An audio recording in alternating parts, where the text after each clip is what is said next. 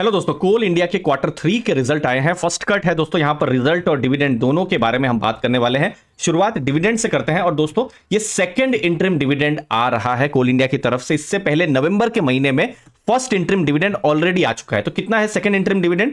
5 rupees 25 पैसा। ये second दूसरा इंटरिम डिविडेंड आ रहा है। और इंपॉर्टेंट डेट क्या है? February 20 को ये एक्स डिविडेंड डेट है। मतलब 20 से पहले जिनके पास भी स्टॉक है वो इस डिविडेंड के लिए एलिजिबल होंगे। ठीक है। और जो पेमेंट है ये 5 रुपीज 25 पर शेयर का, ये मार्च 12 तक ये पेमेंट हो जाएगा। तो ये कुछ इंपॉर्टेंट डिटेल्स रही इंटरिम डिविडेंड को लेकर जो अभी आया है। अब डिविडेंड को एक नॉच और एनालिसिस करते हैं। ये दूसरा डिविडेंड है। इससे पहले जब क्वार्टर 2 के रिजल्ट आए थे तो 15 रुपीज 25 पैसे का डिविडेंड आया था। ओके। और वो जो भी एलिजिबल इन्वेस्टर है उनको पेमेंट हो भी गया होगा। फिर अभी का जो डिविडेंड है 5 रुपीज 25, तो टोटल 20 रुपीज 50 पैसा का अभी तक यहां पर डिविडेंड आ चुका है।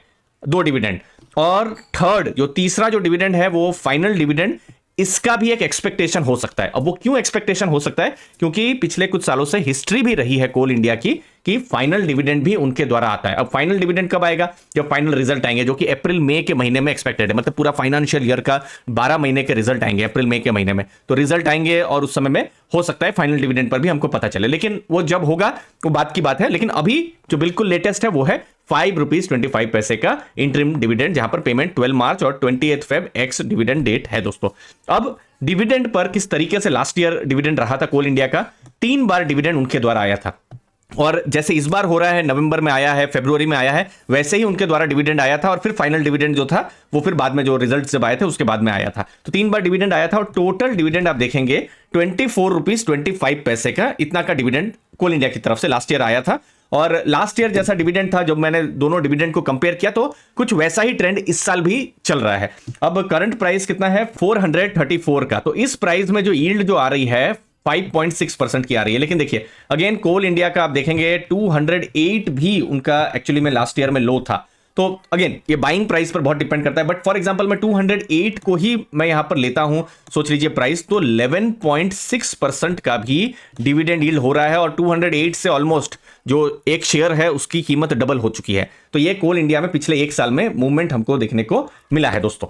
अब बिजनेस कैसा रहा है, परफॉर्मेंस, तो देखिए प्रोडक्शन आप देख सकते हैं, ये अक्टूबर से दिसंबर 2022 और ये 2023 कितना था? 180 मिलियन टन। इस बार कितना है? 198.99 मिलियन टन। तो प्रोडक्शन इंक्रीज हुआ है।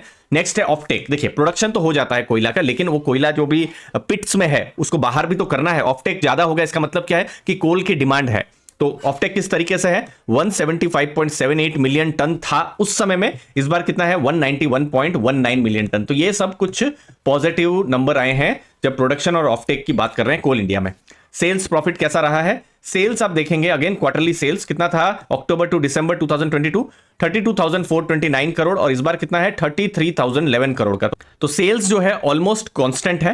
प्रॉफिट की जब आप बात करेंगे, लास्ट ईयर था 7,719 करोड़ और इस बार जो प्रॉफिट है 9,093 करोड़ है। तो प्रॉफिट एक्चुअली में इंक्रीज हमको कोल इंडिया के केस में देखने को मिल रहे हैं। नेक्स्ट है टोटल 18% का प्रॉफिट ग्रोथ देखने को मिला है। और 9 मंथ का भी अगर आप देखेंगे तो प्रॉफिट्स हमको, स्ट्रॉन्ग प्रॉफिट्स हमको देखने को मिल रहे हैं। कोयला प्रोडक्शन का कैसा नंबर्स हैं? तो देखिए अप्रैल से लेकर जनवरी ये टोटल 10 मंथ का प्रोविजनल डेटा आया है। ये रिजल्ट के साथ नहीं है, ये बिल्कुल फरवरी की शुरुआत में ये नंबर्स आए थे। ये कैसे नंबर थे? तो देखिए 550 मिलियन टन उनका टोटल प्रोडक्शन हुआ था अप्रैल से जनवरी 2023। इस बार कितना हुआ है? 610 मिलियन टन। तो 10.8%, लगभग 11% कोल प्रोडक्शन लास्ट ईयर के कंपैरिजन में इंक्रीज हुआ है।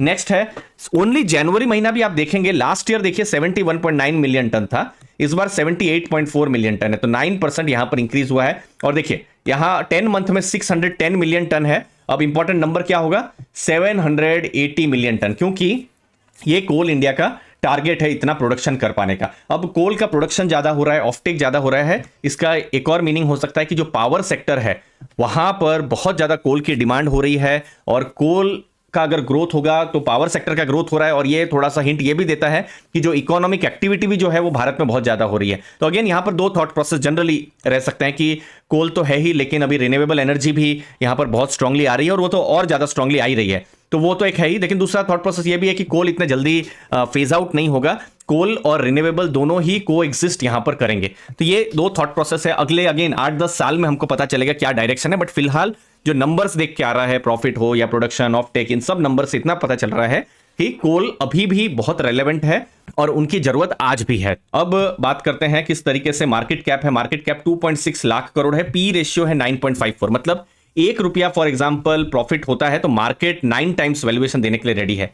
हिस्टोरिकल 11.3 रहा है, ठीक है। लेकिन इसमें आप देखेंगे एक फेज आप ले लीजिए 2017 से पहले का फेज, उस समय में पी रेशियो उनको देखिए 17 या 21, 22 या फिर आप देखिए 16, ये एक फेज था। 15, 16, 17 का पी मिलता था। अब 2018 के बाद देखिए डी रेटिंग हुई है। 17, 18 से 5 की पी रेशियो, फिर 4 या 6 उसका पी रेशियो उनको मिला है और अभी 9 का पी रेशियो। तो यहां देखिए बिल्कुल रेटिंग, डी रेटिंग सब यहां पर हुआ है। इस नंबर से क्या पता चल रहा है कि पहले उनको एक हाई वैल्यूएशन मिलता था और कोल का ग्रोथ ज्यादा था तो अभी भी मिलना चाहिए। लेकिन एक और थॉट प्रोसेस ये भी है कि इनका डी रेटिंग हुआ था क्योंकि रिन्यूएबल और ईएसजी रिलेटेड बहुत कंसर्न्स थे और अभी हो सकता है कि यहां पर मार्केट का एक्सुबरेंस में यहां पर अच्छा वैल्यूएशन मिल रहा हो। तो अगेन दोनों थॉट प्रोसेस यहां पर बिल्कुल काम कर सकते हैं, बट फ्यूचर ही बताएगा कि उनको क्या एक्चुअली में फेयर वैल्यू मिलना चाहिए। बाकी आरओसी स्ट्रांग है 70%, बहुत कम कंपनियों का, बिल्कुल आप गिन सकते हैं उतनी कम कंपनियों का आरओसी होता है, उसमें कोल इंडिया का आरओसी बहुत मजबूत है। रिटर्न ऑन इक्विटी बहुत मजबूत है। डेट टू इक्विटी ऑलमोस्ट ना के बराबर है। और चूंकि डेट टू इक्विटी बात हो ही रही है